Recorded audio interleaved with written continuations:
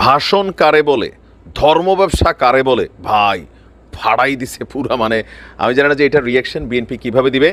তবে আগে জামাতের একজন নেতা গোলাম পরোয়ার, এই লোকটার গলায় যে এতটুকু পাওয়ার আছে আমি তো দীর্ঘদিন দেখি নাই, আগে শুনি তিনি কি বলেন দেখি। আপনি যে আওয়ামী স্টাইলের কথা এখন শুরু করেছেন কেন? খুব সাবধান হয়ে কথা বলবেন। কোন জায়গায় হাত দিয়েছেন? ধর্ম ব্যবসায়ী আমরা। ভোট যখন আসে তখন টুপি কিনে মসজিদে যান, এটাই হলো ধর্ম ব্যবসা। একটু আগায় তো আরেকটা ঝামেলা।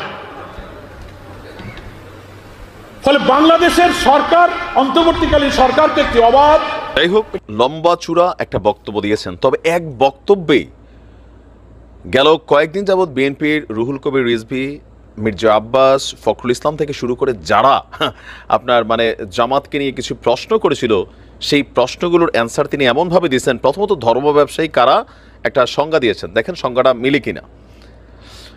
তাদের বক্তব্য হচ্ছে, আমরা ধর্ম নিয়ে ব্যবসা করি না, আমরা সারা বছরই টুপি পরি, পাঞ্জাবি পরি, মসজিদে যাই, নামাজ পড়ি, কিন্তু যারা ইলেকশন আসলে মাথাতে টুপি লাগায়, পকেটে আতর রাখে, পাঞ্জাবি পরে, দেখলে মুসাফা করে, সুবহান আল্লাহ, আলহামদুলিল্লাহ, এই ধরনের শব্দ প্রয়োগ করে নির্বাচনের আগে ঘন ঘন মসজিদে যায়, আর মসজিদে গিয়া মিম্বরে দাঁড়াইয়া হুজুরের সাথে এলাকাবাসীর কাছে সালাম বিনিময় কুশলাদি করে, এরাই হচ্ছে প্রকৃত ধর্ম ব্যবসায়ী। কি মনে করেন যে আসলে প্রকৃত ধর্ম ব্যবসায়ী বলতে কি এদেরকে বোঝানো হয়? Number one. নাম্বার টু, ৭১ আপনাদের ভূমিকা কি ছিল? এই প্রশ্ন ছিল জামাতের প্রতি। তিনি বলছেন যে জামাতকে নিয়ে ৭১ যে খেলা, মানে মুক্তিযুদ্ধের পক্ষে না বিপক্ষে, এই খেলা আওয়ামী লীগ খেলেছিল। জামাতের ইস্যুতে আওয়ামী লীগ এই খেলা খেলতে গিয়ে, স্বাধীনতার পক্ষে বিপক্ষে খেলা খেলতে গিয়ে বাংলাদেশ থেকে নির্মূল হয়ে গেছে এক ধরনের, মানে দেশ ছেড়ে পালিয়েছে শেখ হাসিনা সহ আওয়ামী লীগের নেতারা। তো বিএনপিও যদি এই পথে হাঁটেন তাহলে তাদের পরিণতিও হয়তোবা এদের মতনই হবে, একটা তিনি সাবধানতা বাণী দিয়েছেন। পাশাপাশি তিনি এখানে আরও গুরুত্বপূর্ণ বেশ কিছু আলোচনা এসেছেন বিএনপির জন্য, যে আওয়ামী লীগ এই দেশ থেকে চলে গেছে, মোটামুটি এমপিরা দেশ ছাড়া হয়ে গেছে, কিন্তু এখনও এই দেশে লুটপাট চাঁদাবাজি কারা করছে? ফেসিবাদের কণ্ঠ এখনও নাকি ভাইসে উঠতেছে কাদের মধ্যে? বিএনপির মধ্যে। মানে তিনি এখানে টোটাল যে বক্তব্যটা দিয়েছেন, মাঠ কাঁপানো, কর্মীরা বলতেছিল ঠিক, চিৎকার শোরগোল।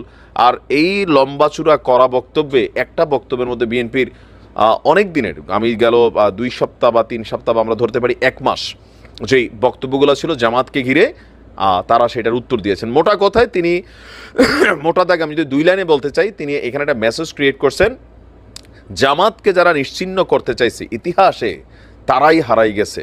সো জামাতকে যদি কেউ নতুন করে দেশি বিদেশি ষড়যন্ত্র করে জামাতকে নির্মূল করতে চায়, নিশ্চিহ্ন করতে চায়, তাহলে তারাই কিন্তু নিশ্চিহ্ন হয়ে যাবে, নির্মূল হয়ে যাবে বাংলাদেশ থেকে।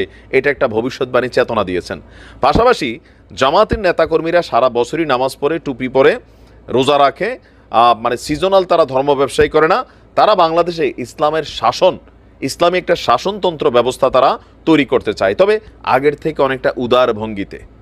যেমন আমরা এবার দেখছি জামাত মানে হিন্দুদের ইস্যুতে, সংখ্যালঘু, শুধু হিন্দু না, অন্যান্য যারা ধর্মের আছেন তাদেরকেও কাছে টানার জন্য একটা কৌশলে হাঁটছেন। নারীদের ব্যাপারে এর আগে যে রেস্ট্রিক্টেড মেন্টালিটিতে ছিল, সেখান থেকে তারা অনেক দূরে সরে আসছেন। নারীদের পোশাক বা বোরকার মধ্যে জোর করা ঢুকানো হবে, এই ধরনের বিষয়গুলো থেকেও তাদেরকে নিয়ে যে অপপ্রচার আছে তারা বলছেন, সেগুলো থেকে তারা বের হয়ে এসেছেন।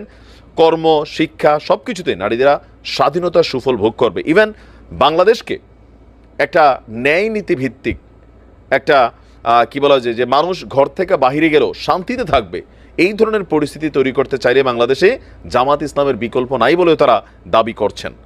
তো আপনি কি মনে করেন যে আগামী দিনে রাষ্ট্র ক্ষমতায় বিএনপি আসলে অথবা জামাত আসলে বাংলাদেশের মানুষ কার ক্ষমতার আওতায় বা অধীনে আসলে শান্তিতে থাকবে, একটা সুন্দর বাংলাদেশ দেখবে?